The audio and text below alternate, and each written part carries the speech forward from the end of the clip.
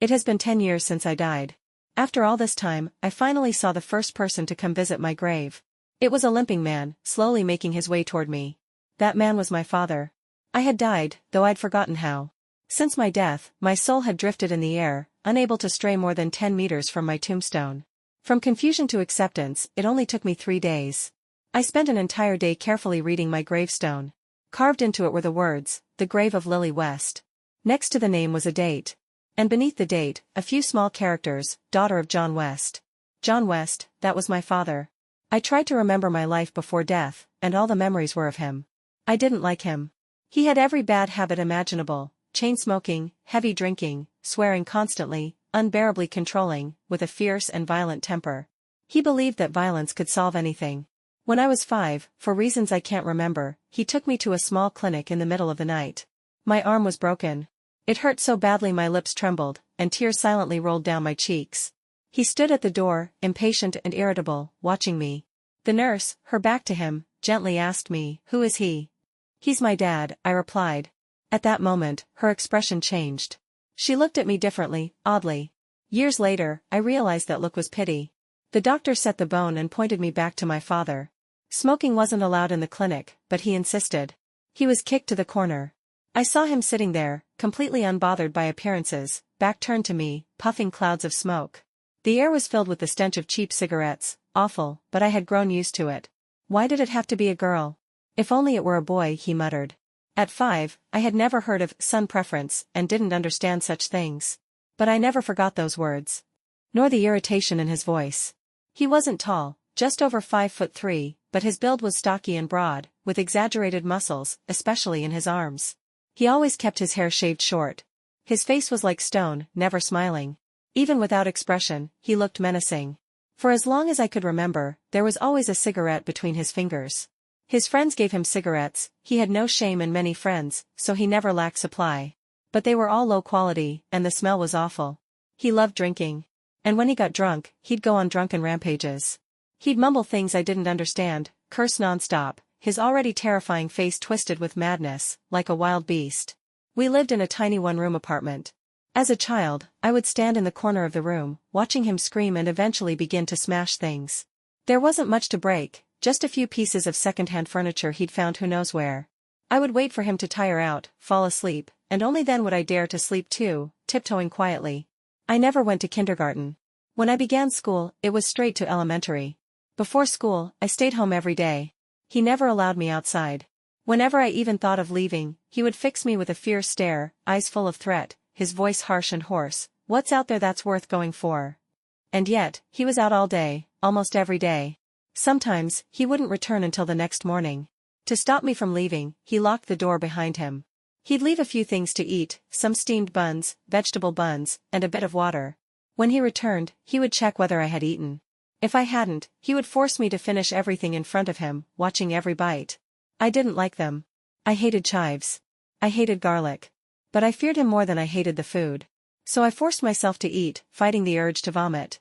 He was often bruised and battered, new wounds piled on old ones. Scars from his fights. I had seen him fight once. That day, after I had timidly asked several times, he reluctantly took me outside. It was to the place where he worked. There were many men like him there, some taller, bulkier, with even more muscle. And then, right in front of me, he got into a fight. One moment, they were joking and laughing. The next, he swung his fist. He and the other man were locked in a brutal brawl, fierce and savage. His face twisted with rage. Apparently unsatisfied with fists alone, he reached for a wooden stick. Fortunately, someone stopped him just in time. Blood ran down his arms and face, but he didn't seem to notice. The man he fought with was hurt even worse, lying on the ground, unable to stand. He had to be helped up by others. My father spat at him, then turned and violently dragged me away. I was already scared stiff, face pale, legs weak. I barely managed not to fall as I ran behind him. Once we got home, I didn't dare say a word. He sat there, expression dark and unreadable, not even sparing me a glance. I didn't enter elementary school until I was almost 9. In class, I kept my head down. I was invisible, quiet, and ignored. I loved reading. I cherished the gentle teachers who spoke kindly and showed care. After my father came to school a few times, his appearance and crude words made the teachers feel even more sorry for me. By the time I got to middle school, my personality made me an outcast. I often overheard classmates speaking badly about me behind my back. But it didn't matter. Growing up the way I had dulled my emotions. I had learned to endure. My father imposed more rules on me. No skirts, no shorts, no short sleeves. If I dared to buy them in secret, he would tear them up in front of me, face twisted with rage. After school, I was required to go straight home. He even installed a surveillance camera. If I was late, he'd bombard me with angry, vulgar interrogations the moment he returned. That environment suffocated me. But I couldn't escape. It was also him, my father, who stopped me from suffering physical assault during middle school. My silence and inaction made others think I was easy to bully. Until one day, he came to school for something. He stood behind me, glaring at the classmates with the fierce look of a man who could kill without hesitation. After that day, they still spoke badly about me, but no one dared to lay a hand on me again. Because I had a father who looked like he could kill someone at any moment. In high school, I chose a boarding school, one that required me to live on campus. For the first time, I was away from him. I could finally breathe. I tried to blend in, to adapt to my surroundings. I even made a friend I could talk to. I only went home once every 2 weeks, and I rarely saw him. Then came the college entrance exams. And after they ended, my memory ends there. It's as if I've forgotten so much. I keep trying to remember, but nothing comes back. And then, in the 10th year after my death, I finally saw the first person who came to visit me. It was my father. But not the father I remembered. He looked so much older, walking with a limp, weathered and worn like an old man. I saw him cry, something I never thought I'd witness. "Lily, those bastards are dead. All of them," he said, choking on his words as he covered his face. Tears poured from his eyes. He wept like a child, uncontrollably and without shame. He cried at my grave for a long, long time, as though he needed to shed a lifetime's worth of tears. When he finally stopped, he looked even more aged, standing in front of my tombstone like a man the wind could blow away. But in my memory, he was powerful. Strong enough to knock down men taller and bigger than him with a single punch. He stayed by my grave the whole night. Then he said, "I wasn't a good man, Lily. So in your next life, when you open your eyes, make sure you're born into a decent family. One that truly loves you. One that won't let you suffer." I couldn't answer. I could only watch him speak to himself. At sunrise, he finally stood up and began to walk away. I tried to follow, and to my surprise, I could. I turned to look at my grave one last time, then followed behind him. The path home was remote. We walked a long time before seeing another soul. Ahead, I saw 2 women chatting and laughing. But when they saw him, their faces changed, uneasy and fearful. I heard them whisper to each other, "That's him. The man who killed someone 10 years ago. Chopped that guy into pieces, over 10 pieces, and then turned himself in." "What? That brutal?" "Yeah. They say he did it for his daughter." As they walked away, I stayed behind my father. He limped all the way home. After I graduated from elementary school, we had a bit more money. He moved us here. I went to check my old room. Everything was untouched, exactly as I remembered it. Leaving my room, I opened the door to his. There, in the most noticeable spot, lay a note. "No more fighting. No criminal record. Lily wants to become a civil servant." The handwriting was crude, like that of a child. But I could imagine how seriously he must have written it. In his desk drawer, I found a notebook. On the title page, written in messy, shaky letters, was a single line, "May 14th, I saw my flower. If you could go back in time and live 10 more years, which moment would you return to?" A voice suddenly echoed in my mind. It said it had come at my father's request, and that it could grant me one wish. "I want to go back to when my father was 8. I want to see his childhood," I replied. "All right," the voice said. When I opened my eyes again, I was standing on a quiet street in Chingshire town. Looking exactly as I had before I died. The place was remote. There wasn't a single soul in sight. This was where my father had grown up. He never told me anything about his past. But from bits and pieces I'd heard from people around him, I knew, it had been rough. He lost his father at 5. His mother abandoned him at 6. No one wanted to take him in. He survived on his own. I found him crouched in a corner, devouring food. It was a filthy, dirt-covered steamed bun. "John West," I called his name for the first time. He turned to look at me, eyes full of suspicion and wariness. "I'm a friend of your dad's," I said. "And I'll be your guardian from now on." "Why should I believe you?" There wasn't a trace of an 8-year-old's innocence on him. Only a cold, guarded stare shaped by hardship and pain. There was no way I could make him trust me right away. But I could at least use the few bills I had left to buy him a proper meal. At the noodle shop, I watched him slurp his noodles down ravenously. In less than 2 minutes, his bowl was empty. I pushed my untouched bowl toward him. He looked at me like I was crazy. "I'm not hungry." But he said nothing more, just picked up the bowl and kept eating. He finished that one quickly too. Still hungry? I asked. No, he said, wiping his mouth with his sleeve. I'm good. Have you been hungry for a long time? What do you think? His tone was laced with thorns. No one cares whether I live or die. Where would I get food? He was just an 8-year-old kid. He didn't even have the most basic survival skills. What did you eat before this? Whatever I could find. If I found nothing, I went hungry, he said casually. Come with me, I said. I promise you'll never go hungry again. He looked at me. I could see the spark of longing in his eyes. But he still said, you better think this through. I'm just a burden. That's fine, I replied gently. After all, I've already been your burden for more than 10 years. He brought me to his home. It was incredibly run down, the kind where rain would leak right through the roof. You still have time to regret this, you know, he said, trying to sound casual. I don't regret it. I didn't know everything he had gone through growing up, but I did know that later in life, he never once let me live in a place like this. Suit yourself, he muttered, then cleared out a small space for me to sleep. It was just a worn-out straw mat. He spread it on the floor, and that was that. I didn't say anything. I slept on that mat for the night. The next morning, under John's predictable scrutiny, I handed him some money for breakfast and lunch and told him I was going out to find a job. Here, I didn't exist on paper, no identity, no records. But after some awkward explanation, a small restaurant agreed to take me in. The pay was low, the work demanding. But I accepted. I needed money. A lot of it. My father had never gone to school, not a single day. But I wanted to get him enrolled. Just like he once worked 3 jobs a day, running everywhere without rest, just so he could register me for school. Maybe the boss pitied me, he agreed to pay me half my wages daily, and the rest at the end of the month. That evening, after the sky had gone completely dark, I walked home with half a day's pay in my pocket. John looked surprised to see me return. I pulled out the takeout the boss had packed for me and invited him to eat. As we ate, he glanced at me several times. Where do you work? I want to go too. They don't hire kids, I replied. Oh. He sounded disappointed. Do you want to go to school? I asked. If you're willing, I'll support you all the way until you become an adult. I don't want to, he shook his head. You do, I said gently. I had seen the way he'd held my book once, carefully, reverently, his eyes filled with longing. Even when life had been hard, he'd made sure I started school at 8. But that takes a lot of money, and I might not be good at it. I'll get the money. You just focus on learning. It's okay even if you're not great at it. I remembered when I failed a major exam in middle school and cried. He had found me crying and looked visibly annoyed. It's just a bad grade. What's the big deal? As long as you don't regret it, I had said, and he had softened. I won't, he replied. The next day, I went to work as usual. During my shift, I asked the boss about the nearest elementary school. That afternoon, during my hour-and-a-half break, I asked for leave and went to find the school he had mentioned. Maybe I was lucky. Just as I was being stopped at the gate, I ran into a teacher from inside. The teacher brought me into the school and explained the situation and tuition fees. Under the 9-year compulsory education policy, tuition was free. They only charged for meals and boarding.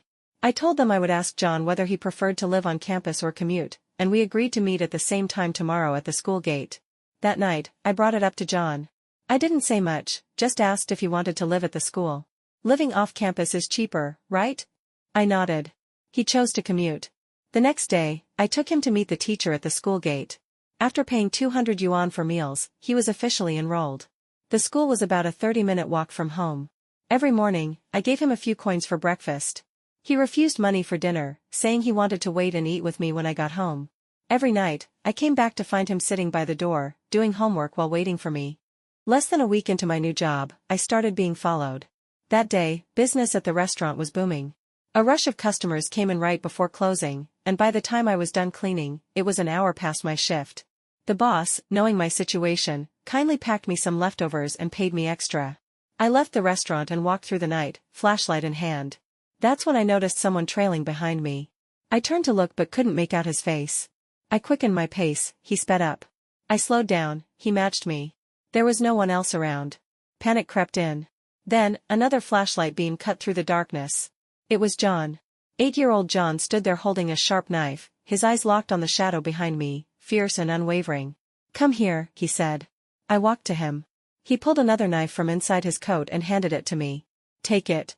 In that moment, my heart calmed. The shadowy figure must have seen the knives. He hesitated, then turned and fled. How did you know to come? I asked. You came home late, he said. And just like that, those words overlapped with a memory. He had said the same thing once. When I came home 30 minutes late. Back then, it had sounded like an accusation. It made me uncomfortable. Now, from an 8-year-old, it felt completely different. His eyes were serious, like a little grown-up. Do you have any idea how dangerous it is out here? Men like that? There are dozens of them here. If something happened to you, no one would help. The restaurant was busy today. I got off late, I explained instinctively. He frowned. From now on, I'll come pick you up. Just wait for me. I disagreed. You're just a kid. It's not safe for you either. He let out a cold laugh. I grew up in this place. What danger haven't I seen? I've witnessed 3 murders, dead on the spot, police dragging the bodies away. These things happen all the time here. If you don't have the strength to protect yourself, you survive by luck. To people around here, women are the weakest. The ones least able to defend themselves. He looked at the knife in my hand. His tone turned savage, blending with the image of who he would become years later. Hold that knife tight. If anyone tries to hurt you, cut them. Cut them until they never get up again. In that moment, I finally understood why my father believed violence could solve everything. Because that was how he survived this world. And John kept his word. The next day, just before I finished my shift, he showed up, backpack slung over his shoulders. He saw me wiping down tables, said nothing, put his bag down, and quietly started helping. The boss thought he was my younger brother and praised me for having such a good sibling. After we closed, he walked behind me, knife still in hand. All I had to do was turn around. And there he was. I suddenly remembered something from 5th grade. I had nervously and hesitantly told my father that I thought someone was following me. He didn't say a word. Just when I thought he didn't believe me, he showed up at the school gate the next day after class. I walked up to him, but he told me not to follow him and to head home on my own. As I walked back, he trailed behind me. Not too far, not too close. And he did that for an entire month. A month later, he caught the person who had been following me. But he didn't stop there, he followed me for another whole month. It wasn't until much later that I found out, he had been skipping dinner, stuffing a steamed bun in his pocket, running to the school gates drenched in sweat, watching me make it home safely, and then running back. He never told me any of that. Little John had promised to pick me up from work. And since then, he never missed a day. A few days later, he woke up early and insisted on walking me to work, afraid something might happen along the way. You really don't have to do this. I'll be fine, I told him. He walked me to work every morning, then headed to school. The round trip took him over an hour. If something happens to you, he said, carrying his backpack and gripping a dagger tightly, then I'll be back to living the way I used to. I had nothing left to say. After dropping me off at work, he looked at me with a serious expression, like he'd made a firm decision. There's a voice in my head telling me, you're important. Super important. So nothing can happen to you. You must stay safe, no matter what. I froze, watching him walk away with his backpack on. His little figure grew smaller and smaller. I wasn't even sure how I made it into the restaurant. The boss's surprised voice pulled me back to reality. What's wrong? Why are you crying? I raised my hand to my face and touched something cold. Tears. When John didn't understand something in his schoolwork, he would ask me directly. He was only in the 1st grade, but the semester was already half over. Trying to catch up with the class was no easy feat. I sat under the warm yellow light and watched him struggle to write symbols that barely resembled letters. But he wrote with such focus and force. I want to get a dog. Can I? He asked after finishing his homework. Sure. Aren't you going to ask me why? Why? I smiled. He spoke like a grown-up, explaining his plan. If we have a dog, it can help guard the house. Then let's get one, I agreed, even though buying a dog would cost quite a bit. But just like he once promised me something, this time, I would promise him. When I was a child, I was terrified of him. I didn't dare ask for anything. Not until middle school, when I had no choice but to ask for the first time, did I realize. It wasn't that hard. As long as I asked, he would do whatever he could to give it to me. Even if he didn't have it, he would find a way. The day after I said yes, he came home carrying a skinny little black dog. Is this one okay? He asked. I nodded. He immediately went to wash the dog. From then on, he set aside time every evening to train it. When it was time to sleep, he would lock the door, tie the dog up with a rope, and place it inside. If there's any noise outside, he'll bark right away, he said, gently patting the dog. The dog's name was Black, Little Black. I nodded. That very night, Black barked. I woke up groggy and opened my eyes in the dim light, only to see John crouching by the door, knife in hand. Black sat quietly beside him, no longer barking. In that absolute silence, I could hear the faintest sound outside the door. John suddenly thrust the knife through the gap in the door, quick and fierce. A shriek rang out, followed by the sound of fleeing footsteps. John stood up, turned around, and saw I was awake. "Go back to sleep," he said. "I'm here." That one sentence gave me a comfort I couldn't explain. It reminded me of when I first started high school. The man who once compromised for me, who finally allowed me to live on campus, had patted me on the shoulder and said, "If anyone bullies you out there, tell me. I'll chop them to pieces." And later, he really did. "John, do you know anyone with the last name Taylor?" I asked him over dinner one night. He shook his head, confused. I said nothing more. I was looking for someone. The woman my father had once drunkenly cried about, saying he failed to protect her. My mother. I started searching for families with the name Taylor, but unexpectedly, a matchmaker showed up at our door. She brought a man with her. John had been doing homework, but stopped when they entered. After over a decade of life, I had never faced anything like this. My heart filled with disgust, especially the way the man looked at me. I couldn't bear it, not even for a second. As I was trying to figure out how to reject them, John stood in front of me. He never held back his words. "No need to look. She doesn't like you. You can leave." The matchmaker's face twisted in displeasure. "Lily, this boy is way too rude. Aren't you going to do something? If you don't like it, then leave." "I really don't want to talk about marriage," I said bluntly. The matchmaker's face changed. She mumbled a few times that I was ungrateful. She was just about to snap back when John reached for his knife. She must have sensed it, because she quickly dragged the man out the door. "This town's no good," John said as he locked the door. "If you really want to get married, go look somewhere else." "All right," I replied. But the truth was, I wasn't going to look. I wasn't going to get married. After the matchmaker left, John didn't return to his homework. He pulled out his knife and dagger, squatted on the floor, and began sharpening them again and again. He didn't stop until they were razor sharp. Then he took 2 sticks, tied them together into a cross, and stuck it upright in the room. "What are you doing?" I asked. "I want to practice how to fight.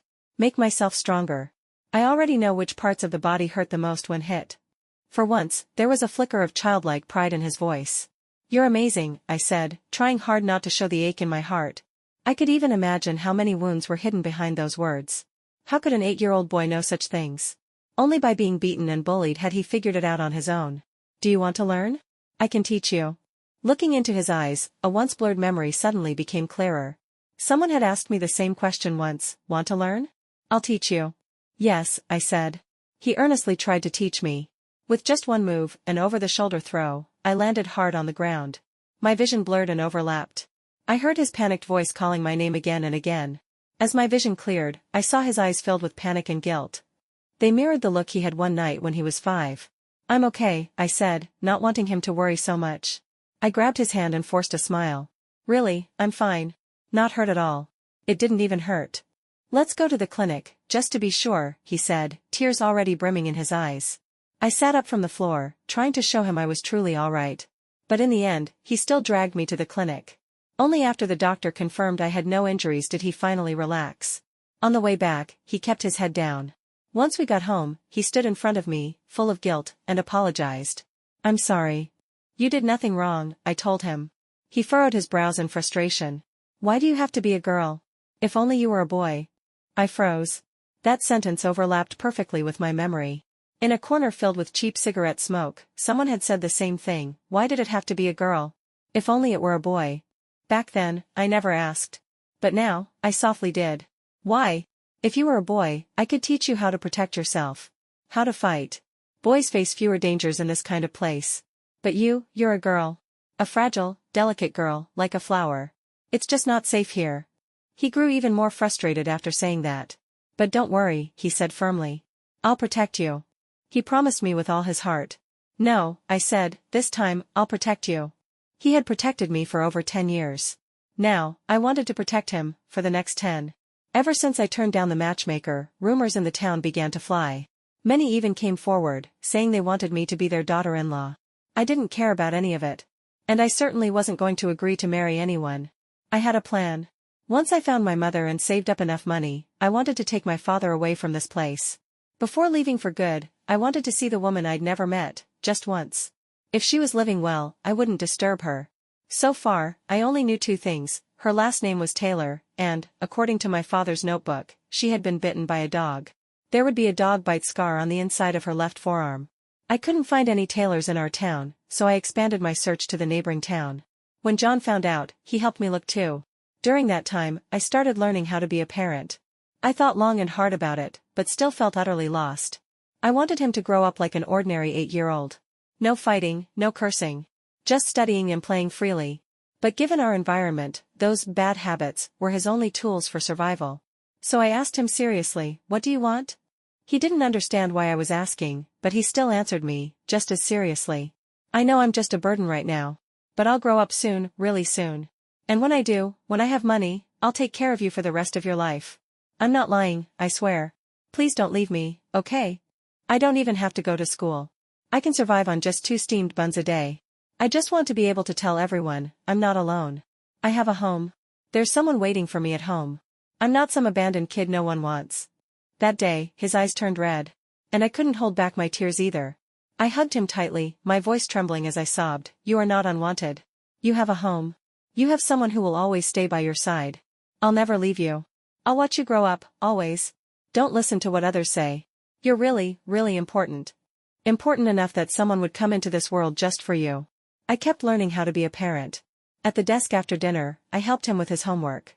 Wherever a parent's signature was needed, I signed my name seriously. During parent-teacher conferences, I sat in his seat. 2 months after arriving in this town, John finished his first semester. I moved us to a new home, not far, but closer to the school. Compared to Qingshi town, this new place was much safer. As time passed, his smile slowly returned, bit by bit. On his 9th birthday, I bought him a cake. He stared at it in awe for over 10 minutes, as if he had discovered an entirely new world. After that, I started bringing home little pastries every now and then. When the restaurant boss found out my foreign language skills were decent, he recommended me to a friend who was hiring someone with my background. Even though I was still undocumented, the restaurant boss trusted me, and his friend had a good first impression of me. Just like that, I switched jobs. All the while, I never stopped searching for the tailors. I found many of them. But none of them had a dog bite mark on the inside of their left forearm. None were the one I was looking for. Until the day John graduated from elementary school. He brought home a girl about his age. Her name was Helena. Her last name, Taylor. The moment I saw her, I was startled by a long scar across her face. Even with thick bangs that covered most of her forehead, she couldn't hide it. Her eyes, barely visible beneath her fringe, looked up timidly. I turned to John, silently asking for an explanation. He looked a little embarrassed. "I accidentally bumped into her." I'm fine," the girl said softly. John disagreed. "She probably hurt her arm. Let me help clean the wound before sending her back." He ran into his room. When he returned, he was holding a few bills in his hand. "Take this. It's compensation." The John from before would never have done that. But his current environment had taught him. If you make a mistake, you take responsibility. I saw the nervousness in the girl's eyes, and the way she longed for that money even though it was only a few dozen yuan. "Take it," I said gently. "I'll help clean the wound." The scar on her face softened my voice. "Thank you," she whispered, accepting the money. The wound was on her elbow. When I rolled up her sleeve, I saw the scrapes and bruises. And then, I saw it. The unmistakable mark of dog teeth on the inside of her arm. I froze. "What's your name?" "Helena," the girl replied softly. Everything matched. I looked at her face and could vaguely see shadows of my own features in hers. Only, I'd never been as skinny or malnourished as she was. Now that I had finally found the person I'd been searching for, I didn't know what to say to her. After all, this was our very first meeting. There was no need to ask whether she was doing well. Her name, the scar on her face, her undernourished body, and those timid eyes that didn't dare meet anyone's gaze. They said everything. Asking would only reopen old wounds. I gently applied the medicine and covered the injury with a bandage, reminding her not to get it wet over the next few days. She nodded silently, saying nothing.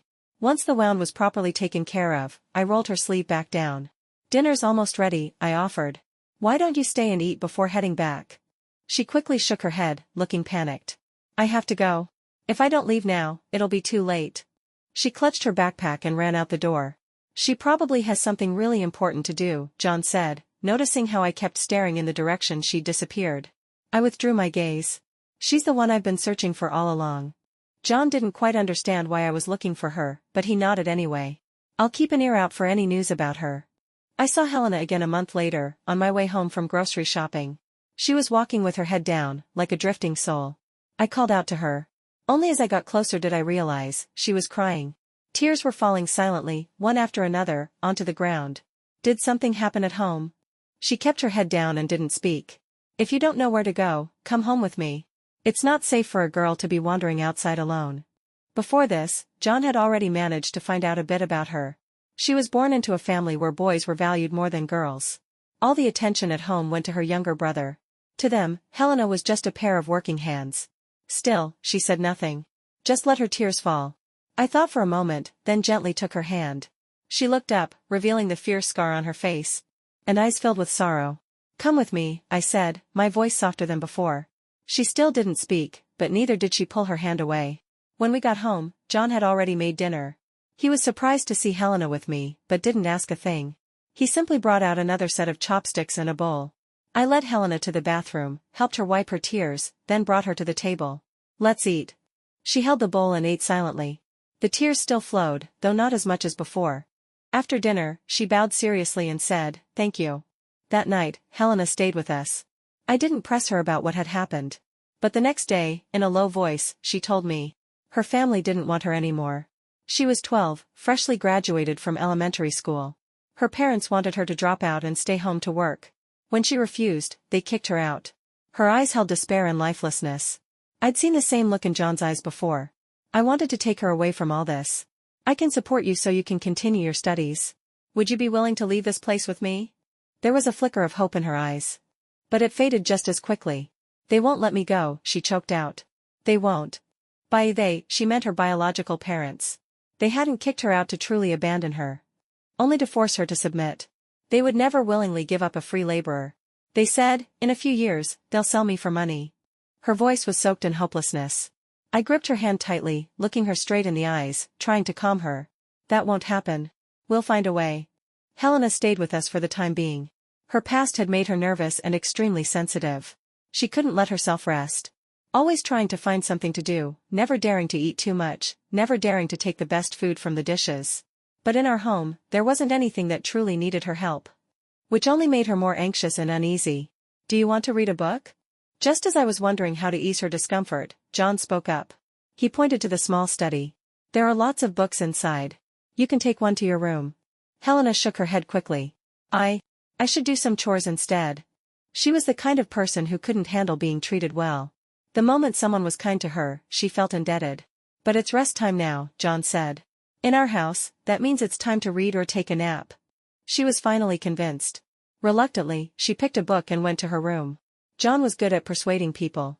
Thanks to his roundabout reasoning, Helena was often left dazed and confused. Yet somehow, she always ended up doing exactly what he wanted her to do. In my plans, I had always intended to leave this place with both of them. But I never once considered pairing them up.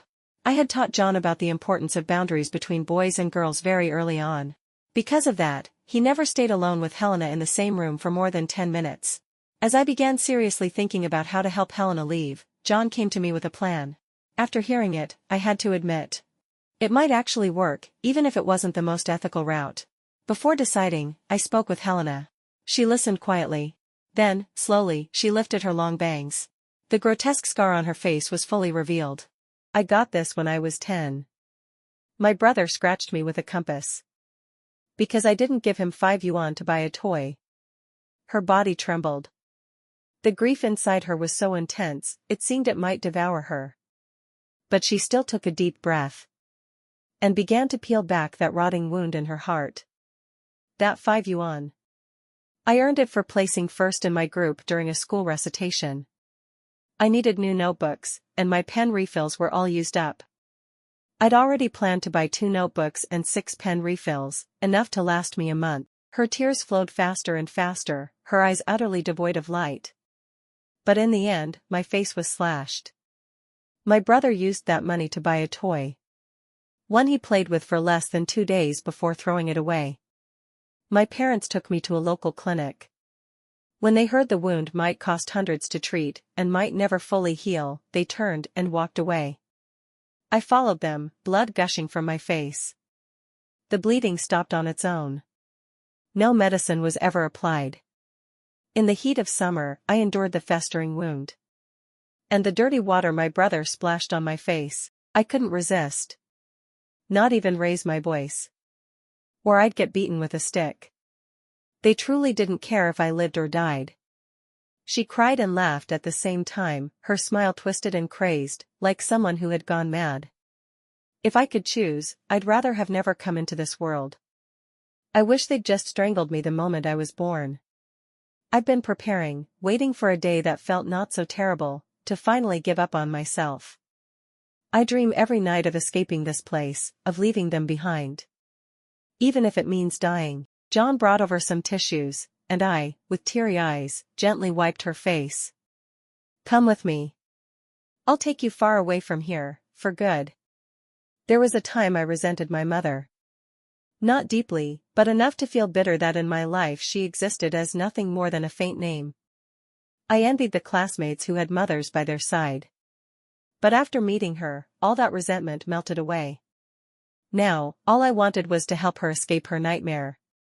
Take me away, anywhere. I'll do whatever you say. I'll listen to everything. She was placing all the fragile hope she had gathered, like a last bet, onto me. How could I let her down again? John's plan was to stage a setup, essentially a fake confrontation. Helena's father was known for his violent temper. He was the perfect target. A few days later, John found the people who'd help, a timid-looking child holding a wad of cash, and a pair of tough, mean-looking adults to play the parents. Surprisingly, despite their harsh appearance, the couple was quite pleasant during the planning. Once the plan was set, the child appeared in front of Helena's father, visibly flashing the money. The man's eyes lit up, thinking himself clever as he snatched it, only to be caught red-handed.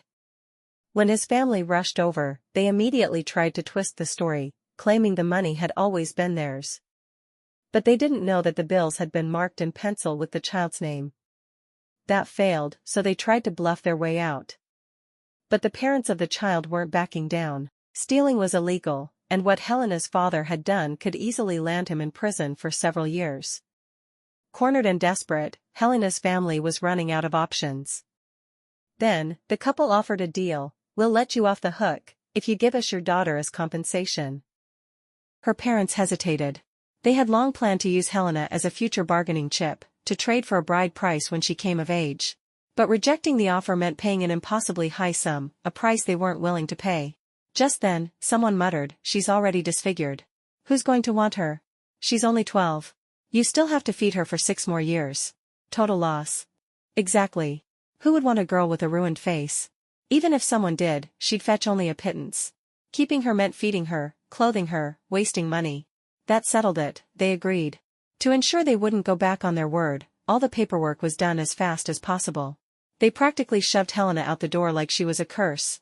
And there was one more reason they were eager to be rid of her. Based on her birth date and astrological signs, they believed Helena brought misfortune to her father. Upon hearing that, her father blamed every misfortune he'd ever faced on her. It was clear he never wanted to see her again. On the day Helena left, her father locked himself in his room.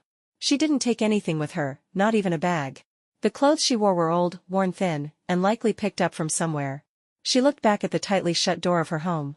Then she turned around, lowered her head, and ran with all her strength, fleeing the nightmare that was her life. That night, I bought lots of groceries from the market. We had a modest celebration. Helena held her bowl of rice, eating while crying. All she could say was thank you. That night, the 3 of us sat down and made plans for the future. First, we would absolutely leave this place. Although they had grown up here, neither John nor Helena wanted to stay. Second, Helena needed a new name. One she would choose for herself. But before we left, we still needed to pack the essentials. "I'll take this. You just carry the lighter ones," I said, turning around just in time to see John take something from Helena's hands and throw it over his shoulder. Thanks to better nutrition in recent years, the 14-year-old had grown quite a bit. I used to look down at him, now I had to tilt my head up. "It's okay, I can carry it," Helena murmured. "But in our family, the heavy lifting is a man's job. And we've already got one, me." His words made me smile, unintentionally. It reminded me of my first day of high school. I had prepared a huge suitcase in advance, not telling him, planning to take a cab alone. But that day, he skipped work, took the luggage from me with a scowl, and delivered me right to the girls' dorm entrance. While other parents gave long, emotional farewells, he simply stuffed a wad of money into my hand and said, "Anyone bullies you, I'll cut them." To make things easier for future work and schooling, I finally managed to get household registration papers done. Helena officially changed her name to Lucy Taylor, a name she had long dreamed of having. On the day the name became official, I gently wiped the tears from her eyes and said, "Hello, Lucy. I'm so happy to meet you." "Thank you," she whispered, then hugged me tightly with teary eyes. After moving to a new city, I didn't pause. I quickly found a new school for both John and Lucy. Once they were settled in, I returned to work. Lucy acted indifferent about the scar on her face, but I knew she cared. She was just too sensitive and insecure to admit it, afraid to burden others. I wasn't sure how to comfort her. So I consulted a psychologist. The therapist posed as a friend, observing and engaging with us. She slowly helped me understand Lucy's state of mind, and gave me guidance on how to help. Then, one day, I received a call from the school. The homeroom teacher said John had gotten into a fight. They wanted me to come in. In the school office, John refused to back down even a little. Facing the injured classmate's parent and a room full of teachers, he insisted he had done nothing wrong. I looked around and then stood in front of him. "Teacher," I said calmly, "I'd like to understand what caused the conflict and what actually happened." "What's there to understand?" the other parent snapped. "Your kid beat up my son. You owe us an explanation, or I'll call the police." "I didn't do anything wrong," John said, his voice stubborn but steady. I turned to look at him and met his gaze, eyes quietly filled with hope and expectation. At that moment, he was just a 14-year-old boy, desperate for someone to trust him unconditionally. And I understood, because I had once been 14 too. "I know who you are," I said gently, "and I believe you." Even when he used to be more hot-tempered, when his behavior was more unpredictable, he was never the kind to act out without reason. Something must have provoked him, words, or actions, just like the first time he ever hit someone in front of me. It wasn't until I saw the notebook later that I realized the boy had used disgusting, vulgar words when talking about me. My trust in him erased any fear he had left. John had never been one to shrink from trouble. Now, standing beside me, he stared directly at the arrogant father. "Your son bullied my sister first," John said clearly. "He hit me, too." I was defending myself. "How do I know you're not lying?" The father's tone faltered slightly, perhaps because he knew his own son's temper. "Then let's check the surveillance footage." "I'm not afraid," John said, even more defiantly than the man. For a moment, it felt like the past had returned. But I knew it hadn't. If this were the old John, he'd be clenching his fists by now, eyes fierce, ready to strike if one more word offended him. Pulling my thoughts back, I looked to the homeroom teacher and the principal. "Call the police. Check the cameras. If John's at fault, I'll take full responsibility. But if he's telling the truth, I won't let this go." "Dad, maybe just let it go," the injured boy said, tugging at his father's sleeve. The man shot him a fierce glare. "It seems this was just a misunderstanding. Let's just leave it at that," he muttered, all bravado gone. But I refused. "No," I said firmly. "Both sets of parents are here. We need a clear resolution. My child will not walk away from this bearing any unjust blame." Not even the principal's gentle attempts to smooth things over could sway me. I left the final decision, whether to forgive or not, to John and Lucy. Lucy didn't come to the office. After all, it was a fight between boys. She had wanted to come, but John stopped her. According to him, the other parents looked like trouble, and Lucy was too timid. It would have scared her. He could handle it alone. In the end, the issue was resolved when the boy, during Monday's flag-raising ceremony, stood in front of the entire school and publicly apologized to John and Lucy. On top of that, to avoid further issues, the boy's parents agreed to compensate me for lost wages. When we got home, John told me exactly what had happened, and explained his reasoning. That kid needed a lesson. He thought Lucy was soft and easy to push around. He insulted her, bullied her behind my back. Even pushed her for no reason while she was just walking down the hall. Luckily, I saw it. So today, I deliberately picked a place with cameras. I led him into admitting he had bullied Lucy. Then I pushed his buttons until he hit me. That way, I could claim self-defense. "Smart," I said, impressed. "Honestly, at 14, I would never have thought of something like that." "I mean, it wasn't that clever," he muttered, turning his face slightly, lips curving in the faintest smile. John was clever, especially when it came to protecting Lucy. He had a way of guiding her gently, helping her try new things bit by bit, teaching her to say no when she didn't want something. His social skills were excellent. Within one semester at their new school, he already had a circle of friends. And he was wise in how he chose them, knowing who to grow close to, who to treat as a passing acquaintance, and who to avoid. He never bullied anyone. But he also never let anyone bully him. Academically, both he and Lucy excelled. They had already planned out which high schools and universities they wanted to attend. I didn't have to worry about them at all. As their first year of middle school came to an end, with help from me, the psychologist, and John, Lucy finally opened the door to the prison she'd built inside herself. She agreed to see a doctor with me. The doctor said that, with current medical technology, her scar could be treated. But there would still be a mark, how light or deep, they couldn't guarantee. Lucy hesitated because of the cost. In the end, John and I convinced her. It was just in time for winter break. I still had to work every day, so I asked John to take Lucy to her appointments. After showing him the routine once, I didn't need to worry anymore. On the first day, John bought a notebook. He wrote down all the care instructions and important reminders, even documenting Lucy's wound condition daily. The lead doctor praised him in front of me. It's rare to see a boy this young so sharp, so attentive, and so caring. Honestly, this is the first time I've met someone like him. I passed the compliment on to John, who looked a bit embarrassed. It's nothing. If you've entrusted this to me, I have to do my best. I never knew how the two of them had met in the first place, or how I came to be. But now, I had witnessed the transformation, from friendship and familial affection, into something deeper. Their feelings grew carefully, cautiously. Even looking at each other was done in secret. They often didn't know what to do with themselves. It was a process hard to describe in words, and one I had never experienced myself. So I just quietly watched. I didn't interfere. Because I knew, John would never hurt Lucy. I watched them graduate from middle school and successfully enter their ideal high school. Something seemed to have shifted between them, like a quiet understanding had been reached. The atmosphere between them changed, but they still tried to hide it from me. I smiled, saying nothing. It's been 8 years since I came into this world. I only have 2 years left. And in these final 2 years, I began preparing to leave. Truth is, I'd started preparing long ago. When I leave, John will be nearly an adult, and Lucy will almost be one too. The money I've saved over these past 10 years, I plan to divide it evenly between them. Each will take half. As for everything else, John already has what it takes to survive peacefully in this world. Lucy has also fully integrated into this new life. She knows how to interact with people now, how to protect herself. With John by her side, she'll never be wronged again. That's enough. As for me, when the 10 years are up, I'll probably vanish completely. But I was already dead to begin with. To be granted these 10 extra years, to return to when my father was just 8 years old, to pull him and my mother out of the mud, that was more than enough. I knew John was perceptive. So in the days leading up to my departure, I carried on as usual, never revealing a single crack in my facade. That year, John was in his second year of high school. It was also the 10th year. I could feel the end coming. I even knew the exact moment it would happen. I had arrived in the late afternoon, just as the sun dipped below the horizon. I would leave at that same time. At 5 p.m. John came home from school, holding a big cake in his hands. Lucy followed closely behind.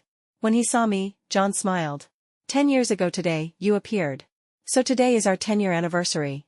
Lily West, thank you. Thank you for showing up and giving me a new life. I froze. My eyes stung with sudden tears. You don't need to thank me, I said softly. If anyone should be grateful, it's me. Thank you, for shoving every last bit of yourself into my arms, so fiercely, so desperately, and with so much love. I'm sorry I didn't understand it at first. I'm sorry I failed to grow up peacefully, the way you had hoped I would. John looked confused.